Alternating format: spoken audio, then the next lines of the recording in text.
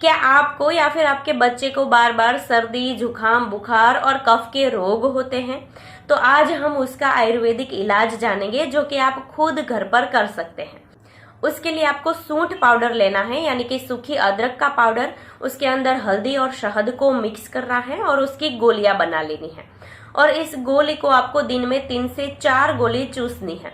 और इस गोली को चूसने के बाद कम से कम 25 से 30 मिनट तक कुछ भी खाना और पीना नहीं है, जिससे आपको बेस्ट रिजल्ट मिलेगा और सर्दी, जुकाम जैसे सभी बीमारियों में आराम मिलेगा और इससे आपकी रोग प्रतिकारक शक्ति भी बढ़ेगी। So I hope this video is helpful. For more information, like, share and subscribe.